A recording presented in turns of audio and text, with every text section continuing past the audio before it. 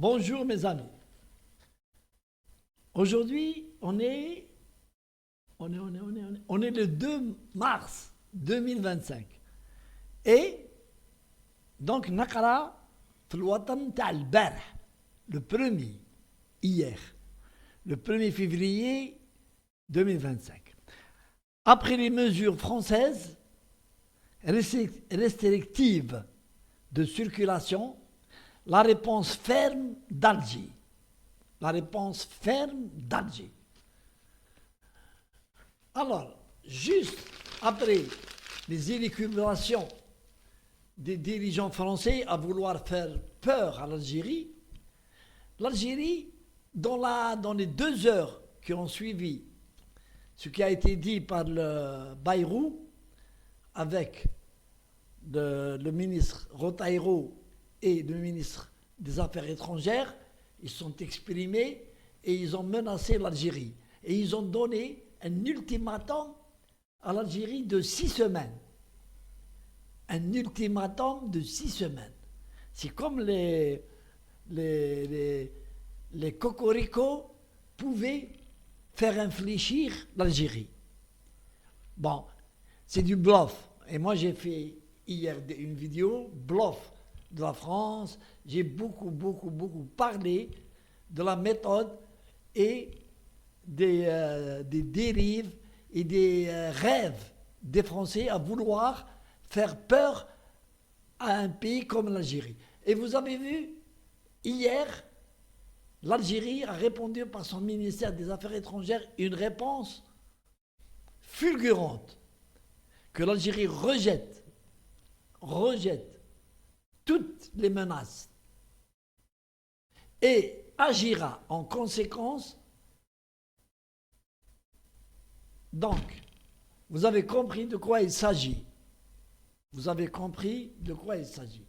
Ça, c'est pour vous dire que l'Algérie, ce n'est pas un pays que l'on fait marcher avec des menaces. Ce n'est pas le genre de la boîte. C'est pas le genre de la boîte. Et j'avais expliqué que l'Algérie n'a plus besoin de la France aujourd'hui. Elle n'a plus besoin de la France. Et que tout ce qui peut venir de la France n'intéresse pas l'Algérie et ne touche pas à son économie, ni à sa stabilité, ni à rien. Rien. Il reste le problème de la circulation pour ceux qui veulent aller encore en France. Il est temps que les Algériens se réveillent. Il est temps que les Algériens se réveillent et sachent qu'en dehors de la langue, il y a simplement tous les pays européens sont accueillants et acceptent de recevoir les Algériens. Et que les Algériens ne doivent pas oublier les chouhadas qui ont été tués, massacrés par l'armée française. Et qu'il est temps, et c'est une occasion aujourd'hui, de ne plus se rendre en France. Si les Algériens étaient des hommes, si les Algériens étaient comme avant, ils étaient des hommes. Malheureusement, non. Malheureusement, non. On court vers la France et donc... mais, une chose est certaine, la réponse d'Alger a fait bouger les choses. Et sur les plateaux, les algérophobes et les racistes ont peur. Parce qu'ils se doutent et en même temps ils savent que l'Algérie ne reculera pas. Et voilà qu'aujourd'hui,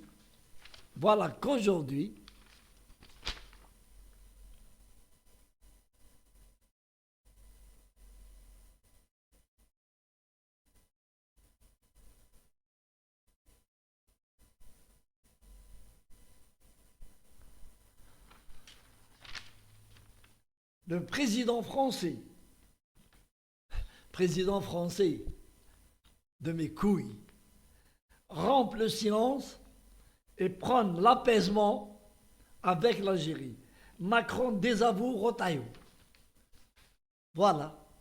C'est qui a baissé le froc? C'est bien la France. Parce que le président Macron, il sait, il a des conseillers, y compris dans d'autres pays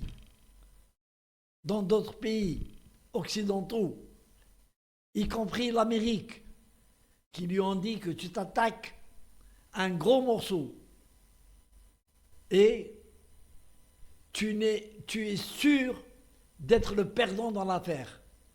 Voilà que il baisse son froc comme d'habitude et il désavoue Rotaillot qui se sont préparés 6 semaines, on va abroger la loi 68 et Macron il a dit aucun changement entre les relations algéro-françaises et qu'il souhaitait qu'on reprenne bec, qu'on parle de choses sérieuses.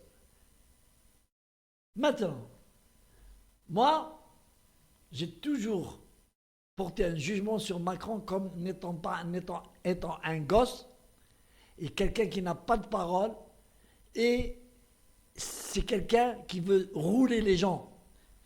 Et là, avec l'Algérie, il a agi deux ou trois fois de cette façon. Il a déclaré un jour, quand il y avait une polémique qui s'est réveillée entre l'Algérie et la France, il a dit « Ne vous inquiétez pas, je connais bien les Algériens, ils parlent, ils s'énervent, mais après, ils se dégonflent. » On lui a donné l'occasion. Une fois, il a insulté la révolution algérienne et notre ambassadeur a été rappelé. Un mois et demi, l'ambassadeur est revenu à son poste. Et c'est comme ça que Macron agit. Avec, bien sûr, moi je l'ai dit et j'assume, avec des chevals de Troie que la France manipule.